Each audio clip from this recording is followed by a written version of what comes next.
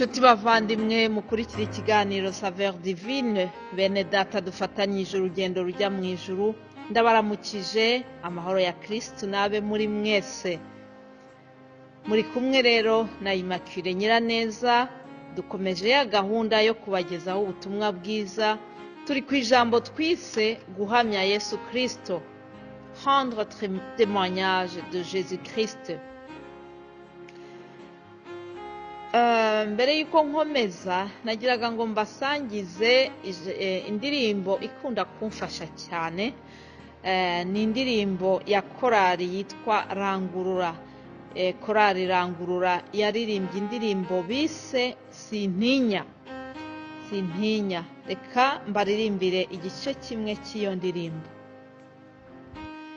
Sintinya ko abantu bambona iyo ndi kuvuga Imana, sintinya ko abantu banseka iyo nubahisha umwami, sintinya ko abantu banyanga iyo ngenda nk'uko ashaka, mfa kuba narababariwe nafite umutima undega.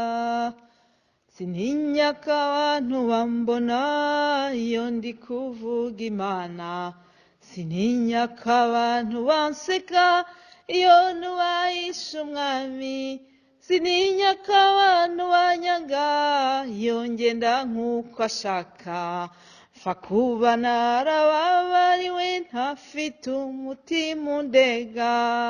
Haleluya.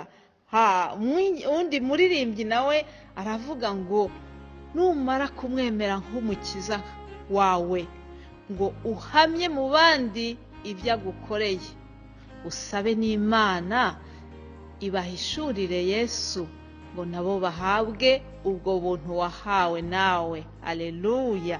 Ibyo byose, izo ndirimbo zombi ziratubwira akamaro ko guhamya Imana, akamaro ko gutanga ubuhamya, akamaro ko kuvuga Yesu iyo wamaze kumumenya. Intumwa Paulo mu Baroma igice cya mbere ku murongo wa 16 nayo ikatubwira ngo erega ubutumwa bwiza ntibunkoze isoni, kuko ari imbaraga y'Imana ihesha uwizera wese gukizwa, uhereye ku Muyuda ukageza ku Mugiriki. Amen. Hanyuma Paulo nanone abwira Timoteyo muri Timoteyo wa kabiri igice cya mbere umurongo wa 7 haravuga ngo kuko Imana itaduhaye umwuka w'ubwoba, ahubwo yaduhaye umwuka w'imbaraga n'urukundo no kwirinda. Reka nsubiremo iri jambo ngo kuko Imana itaduhaye umwuka w'ubwoba, ahubwo yaduhaye umwuka w'imbaraga n'urukundo no kwirinda. Amen. Imana yaduhaye umwuka w'imbaraga. Guhamya Yesu nabyo bisaba imbaraga, bisaba yuko utinyuka. Hari bamwe bagira ubwoba bwo guhamya yuko baziranye na Yesu, nyamara dusabwa kunezererwa iyi mibanire yacu na Yesu. Niba turi inshuti za Yesu, ntabwo tugomba gutinya kubivuga.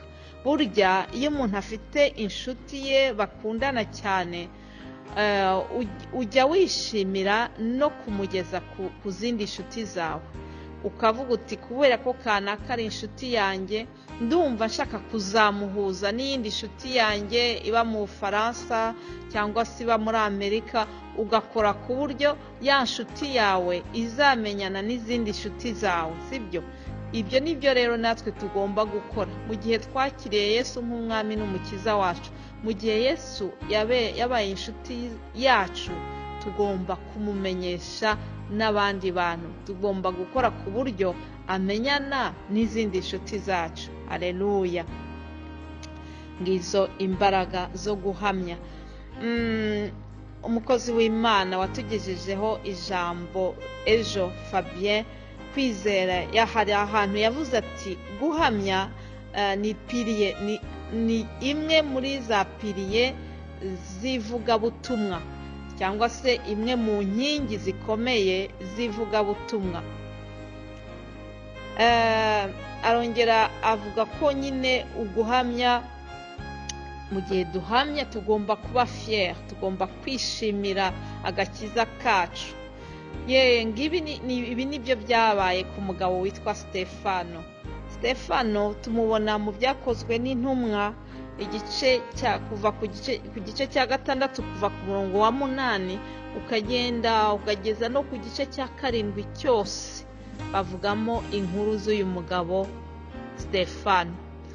Yarantangaje cyane. Stefano yari umuvugabutumwa nyine, yari intumwa y'Imana, hanyuma yari intumwa ya Yesu, yarakurikiye Yesu, hanyuma baramutoteza kubwo kwizera kwe, aratotezwa. Baramurega ibintu byinshi bamubeshyera, noneho bageraho bafata umugambi wo kumutera amabuye, bamwicisha amabuye. Rero mbere yuko bagera ku ndunduro yo kumwica bamuteye amabuye, ikintu cyantangaje ni ukuntu yari afite imbaraga, nta bwoba yigeze agira. Umwami Yesu ntabwo yatinye kumuhamya muri bandi bari biteguye kumwica. Noneho mbere yuko bagera nyine ku ndunduro y'ibyo bari bagiye kumukorera bibi, arabanza yuzura imbaraga rwose z'umwuka. Navuga ngo yuzuye imbaraga z'umwuka. Mu minsi yashize twabonye ukuntu umwuka wera atanga imbaraga. Ngizi imbaraga zakoresheje Stefano. Noneho abaha ubuhamya. Babandi bagiye kumwica aravuga ati reka nze mbanze mbasomere, mbanze mbibutse imirimo ikomeye Uwiteka yadukoreye, ntabwo mviramo aho ngaho. Haleluya!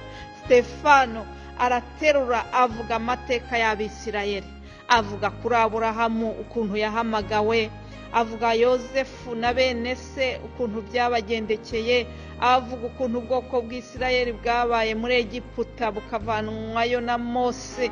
Ibyo byose arabitondora, avuga amateka, agenda yerekana ukuntu Uwiteka Imana yakoze imirimo ikomeye. Haleluya! Arabivuga, arabirangiza. Ageze ku ndunduro, kubera yuko yari afite urukundo ruturutse ku Mana, kubera yuko yari yahawe imbaraga z'umwuka zidasanzwe, ntabwo yigeze agira umujinya w'abari abantu bagiye kumwicisha amabuye. Oya, nta burakari yari abafitiye, ahubwo yarabasengeye, abasabira imbabazi. Biratangaje cyane kubona umuntu ugiye kwicwa nabi kuriya, ariko mbere yuko ava mu mwuka akabasengera. Imana ishimwe cyane. Umurongo wa 60 w'igice cy'ibyakozwe n'intumwa tubona ko Stefano yabasengeye akabwira Imana ati, Mana ati ubababarire ibyaha byabo. Narakunze Stefano cyane ukuntu yatanze ubuhamya buremereye, ubuhamya butangaje, hanyuma mbere yuko ava mu mwuka asengera abagiye kumwica, abasabira imbabazi, ngo arangije ava mu mwuka. Mbega intwari yo kwizera, mbega umuhamya mwiza. Ndamukunze cyane. Ndagusaba kugira ngo nawe usome inkuru ya Stefano yisubiremo, nzi neza yuko iri bugufashe kandi irongera nawe igutera imbaraga zo guhamya Yesu Kristo. Imana iduhana umugisha. Reka dusenge mbere yo kurangiza rino jambo. Data wa twese wo mu ijuru, ndagushimiye kuko twakumenye nk'umwami n'umukiza wacu. Ndakwinginze kugira ngo Mana utwongerere imbaraga zo kuguhamya mu badukikije bose. Ni mu izina rya Yesu mbisabye, amen.